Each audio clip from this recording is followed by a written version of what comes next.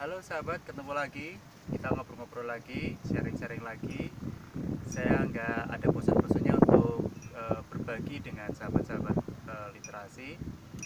Eh, Lagi-lagi saya mau berbagi pengalaman saya eh, tentang apa ya, profesi jurnalistik ya.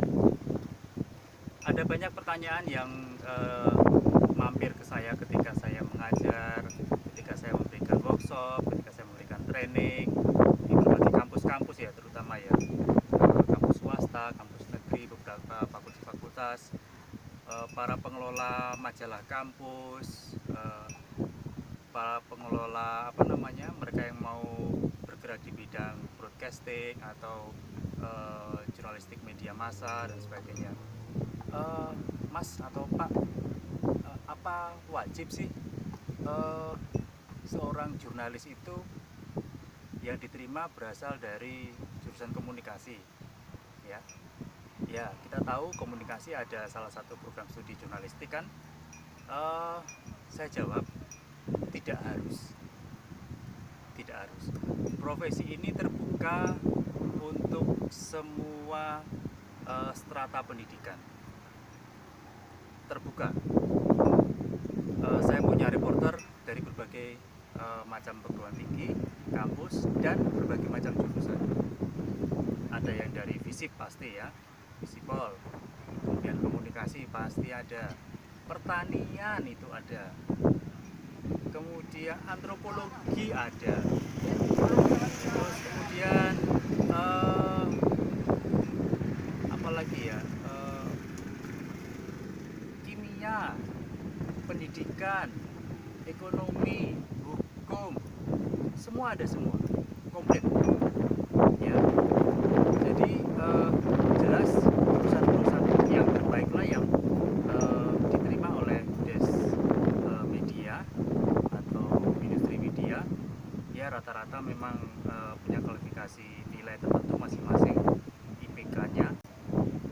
Dan yang pasti buat saya adalah eh, kemauan dan kemampuan untuk menulis.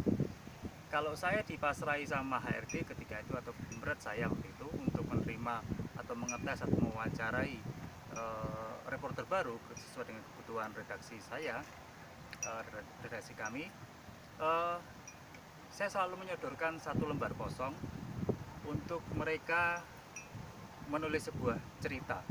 Pertama, cerita tentang dirinya sendiri dulu. Kemudian menulis sebuah kasus atau berita. Saya kasih contoh sampel. Nah, di situ kemudian akan terlihat mana bibit-bibit kandidat yang kemudian punya kemauan dan kemampuan untuk menulis. Di situ filternya, saringnya di situ. Nah, yang jelas kemauan untuk dan kemampuan untuk menulis itu pertama. Kemudian niat atau karakter atau sikap untuk mau kerjasama tim, punya karakter teamwork. Ya, ini pasti harus dipunyai oleh setiap kandidat reporter. Kenapa? Karena yang namanya kerja di media massa itu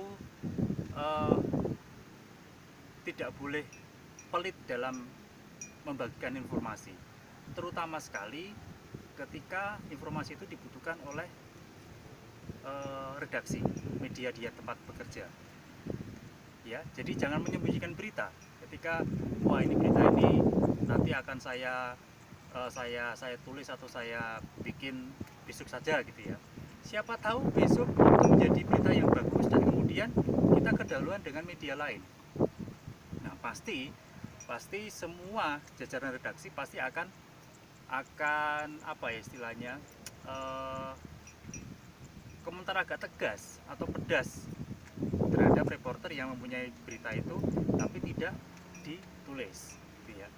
Kemudian berbagi informasi ketika dalam satu tim itu, misalnya dia reporter itu ditugasi di desk politik. Nah, kemudian ada desk hukum yang kepingin minta informasi. Nah, dia juga harus sharing beberapa data-data tentang narasumber atau apapun kasus-kasus yang melatar belakangi temannya itu mau meliput sebuah berita, ya. Jadi jangan pelit untuk membagikan sebuah informasi. Kerjasama tim sangat-sangat diperlukan dalam dunia jurnalistik. Tadi ketiga, kemampuan menulis, teamwork, dan ketiga adalah yang paling penting juga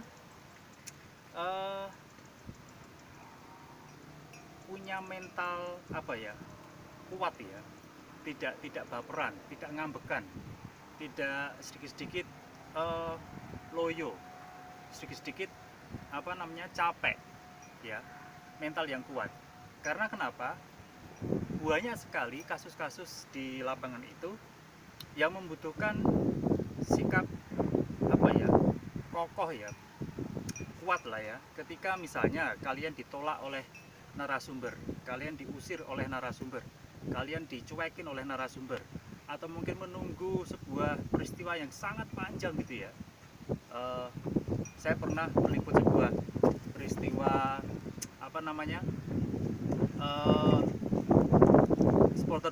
supporter bola itu tawuran gitu ya, tawuran dan naik sepur gitu ya, naik kereta gitu dari Jawa Barat melintas gitu ya ke Jawa Tengah begitu. Kemudian itu cukup menunggu jadwal itu kan masa sudah berkumpul untuk mengepung itu kan. Itu sudah banyak sekali yang membuat waktu tersita gitu ya. Ada lagi mungkin menunggu kasus hukum di pengadilan. Itu juga lama sekali. Nah, mental ini yang harus kalian juga harus punyai. Tidak sedikit kelamaan ditinggal gitu ya, capek kelamaan atau mutung gitu ya, bahasa Jawanya mutung ya. Ini nggak pantas mereka bekerja di profesi jurnalistik karena dibutuhkan mental yang kuat. Belum lagi misalnya mau meliput sebuah kasus di pabrik pabrik tekstil, garment atau pabrik apapun lah kira-kira. Kemudian tidak berkenan ya narasumbernya itu diusir sama satpamnya gitu ya. Ya jangan marah, jangan baper. Tapi punya strategi. Ini sebuah seni untuk mencari kebenaran. Jadi ini nggak ada di bangku kuliah ya, nggak ada di bangku teoritis ya. Sebuah seni yang kemudian bagaimana ketika dia ditolak oleh sebuah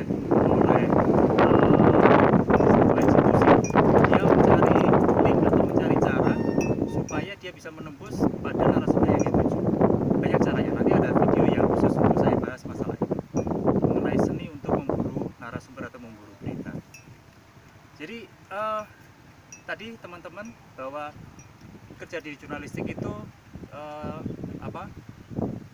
bisa segala jurusan, segala bidang studi ilmuwan. Kemudian kalian juga harus punya kemauan dan kemampuan untuk menulis. Kemudian harus punya jiwa teamwork yang pasti, sama tim yang solid. Kemudian jangan gampang mutung ya, yang kuat, yang strong gitu ya. Jadi mentalnya juga jangan mental tempe gitu ya. Nah, ini yang diperlukan modal utama salah satu kalian mencoba untuk menekuni profesi jurnalistik ini. Baik, teman-teman, kira-kira begitu yang ingin saya sampaikan. Suasananya sangat asik di sini dan ini membuat semakin fresh gitu ya untuk saya membuat konten-konten untuk kalian semua. Bila video ini bermanfaat, silakan share, silakan subscribe, like dan komen. Oke, terima kasih, sampai ketemu lagi. Salam sahabat.